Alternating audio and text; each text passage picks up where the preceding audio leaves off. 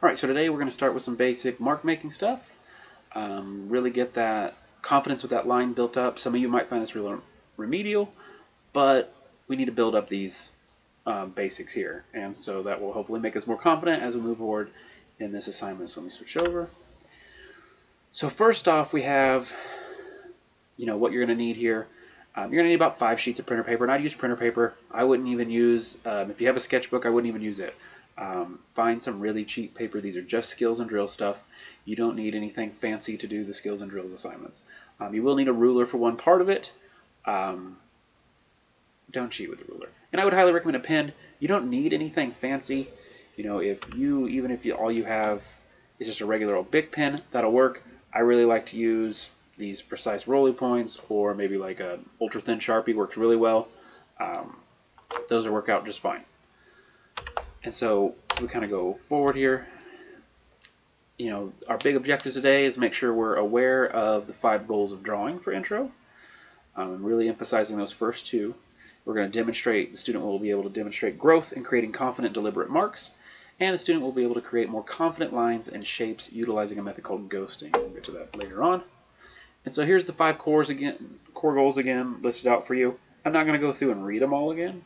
If that's something you need to be reminded of, pause and read it over. The real big one was we want to make sure we're being very deliberate and planning out each of our marks and not just scratching through this just to get it done. All right, plan out, prepare, and think your way through every mark. And the last one is learning to be a little bit confident. The reason I want you to use a pen is because you can't erase, and you're going to have to be confident and really execute that mark without any hesitation. All right, the spatial awareness, construction, visual communication, those are things we'll go over as these basics get a little bit easier for you. So critical warning, a lot of the stuff we'll do using the Drawabox stuff that the guy who created Uncomfortable has allowed me to use, and I'll link some of his stuff in the Google Classroom and maybe even in the description of this so that you can go and watch his actual stuff. I'm going to simplify it and condense it a little bit and make it, I think, a little bit better for a classroom setting.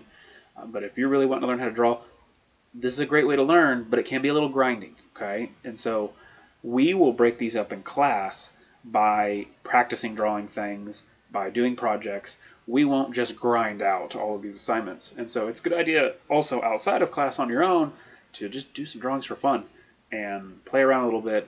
Otherwise, you're going to get burnt out. Especially if you continue to do this in advanced art, you get burnt out real fast if this is all you're trying to do is these skills and drills types assignments. So, talking about some fundamentals of mark making, all right, if we're wanting to draw a line between 2 points, a real big thing I want to emphasize is no feathering. That's probably the biggest and common mistake I have with my intro to art kids. It's the biggest mistake I made. Took a lot of years. I don't think I broke that until I was midway through college. That feathering is not, it's actually going to slow you down the farther you get along in art. It doesn't look very good. It's not very confident. I would rather have a slightly wobble, or maybe it's in the wrong spot line that's confident than feathering over and over again. And then the second one I have is a lot of kids will try to be like really slow and deliberate. And when they do that, heartbeats and your breathing patterns will kind of cause little wobbly marks in your line. Quick and smooth. Once you've decided how you're going to make that line, make it. Don't stop and pause and hesitate. All right. And then another thing I have is a lot of people will keep when they're making a mark, they'll just keep their pen down to make the second one. And so every time you change directions, for example, you look at this here and you see these like leaf and grassy patterns here at the bottom, every time I'm changing a direction, I should actually pick my pen up, plan the next stroke, and change directions. As you can see there on the second example, that's going to give a nice, more fluid and interesting line. And you really want to make sure that you're really using that whole shoulder, elbow, and wrist. If a lot of you will be really tempted, especially because we're working on smaller paper, you'll want to work just with your wrist. And when you work just with your wrist, you're going to have an arc in your straight lines. And we don't want an arc in our straight lines. We want to be making sure that we're trying to get those as straight as possible. And that comes from the elbow and the shoulder as we're drawing. And so our first assignment, we're going to do what's called superimposed lines. You'll start with a ruler.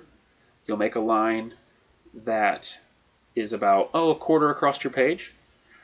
And then I want you to, over the top of it, 5 to 8 times, superimpose a line over that freehand, all right, without a ruler. it doesn't matter how bad or ugly these are. They're skills and they're drills, right? I'm not going to punish you for screwing this up. This is like practicing free throws in basketball. You never get so good that you never have to practice free throws again. I don't care what Allen Iverson says. All right, you need to drill the basics all the time. And so these might look really bad in the beginning, and we'll use these same skills and assignments as warm-ups later on when we do our bigger projects, and your hand, you'll start to see, will get more and more control over this. The longer you make them, the more they're going to get wobbly and curvy. Just try your best and hit that line, all right? Mistakes to kind of watch out for. The first one is really wobbly lines. A lot of times what will happen is you'll slow down and that causes your line to get wobbly. Go through both dots on your paper or through the line if you have to. Don't slow down and stop exactly where your line is. You don't need to do that. And also, if you notice, as you can see on the left image here, there's a little bit of fraying on the side you're not starting on. That's normal. Just go ahead and make sure you're starting in the same spot. Nice, confident line. If it frays a little bit like that, that's fine. If it's fraying at both ends, you're going too fast, and you're not slowing down and making sure that you're starting and being deliberate. And so there's a balance there. You want to be confident and have nice, quick, smooth lines, but at the same time, you want to be deliberate enough that you're not getting fraying at both of these ends. And so what I want is 2 pages of superimposed lines here, and I'll even blow this up big, and so you can pause the video right now, keep this up on the board, or keep this up on your phone or laptop. You can literally copy this image, I don't care. But I'll go ahead and leave you that there. Pause, get that done. 2 pages.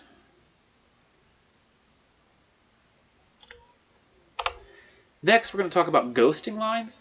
Ghosting is a technique of taking like a couple of practice swings like you would if you were in the batter's box in baseball before you actually lay your line down. So if I have 2 points A and B, I'm going to hover my pen right above that and kind of give it a couple of practice strokes before I actually lay my pen down and go for the real thing. Really will help you increase your accuracy a lot.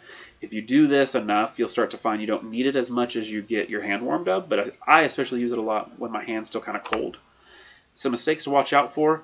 Don't feel like you have to hit the dot perfectly. It's okay to go through both points so that your hand stays consistent, quick, and smooth. Okay. The other thing is make sure you're drawing from your whole arm. If you draw with your wrist, you're going to get a curve like you see on that second image on the bottom there. And so I just want 1 page of ghosted lines. And as you can see here, several of his examples up here, he's missing the ball, right? He's not hitting both lines perfectly. That's okay. Go through them if you have to. So I'll go ahead and put that up here as well. You can go ahead and pause it and make sure you get, I just need 1 sheet of this because you're going to get more practice of this on the next part of the assignment. Moving on, talk about ghosted planes. This is a plane for what we're talking about is real simple. It's just a flat shape made out of straight lines for right now. This assignment is simply an extension of the ghosted lines that we already did and more practice of that. All right, you're going to start by making 4 dots and kind of a shape like this, trapezoid type shape, something with 4 sides. And you're going to ghost those lines together. Now, it is really easy at this point to be like, God, I got to make 2 pages of these ghosted planes and just try to skip through it as fast as you can. Slow down and give yourself at least 2 practice goes before you do each line. And then what I want you to do is take the lines from each corner. And so you'll bisect each midpoint in the line as well, and you'll end up with a rectangular looking shape like this that looks like it's crisscrossed. Once you get to the actual assignment, it'll look like it's kind of like moving in all these different planes. Same mistakes to watch out for. Make sure you're going quick enough in those lines. If you still need to go through the points, you still need to go through the points. Not a big deal. And watch out for that arc in your hand again. And you're going to have 2 pages like this of ghosted planes. And I'll even switch over. You can pause over and look there. I'll try to attach these images to the Google assignment as well. And so that's your assignment. Basically, I want those 5 sheets, 2 of the superimposed lines, 1 of the ghosted lines, and then 2 of the ghosted planes. Take a picture of those, submit those with the Google Classroom assignment. If you don't finish, I wouldn't sweat it too much. I'm probably going to give you the remote day we have on Wednesdays to get caught up with some of the skills and drill stuff we're doing. And so if you don't finish, I would just kind of hold on to them. Make sure you take pictures of everything and submit it online. If you have any questions, let me know. I will also make sure to include extra stuff for you if you're struggling. You do not have to watch the extra videos and links I send you. They are there if you need them for help. Okay. Other than that, knock them out. I know they're not the most exciting assignments, but they will definitely help you build some confidence.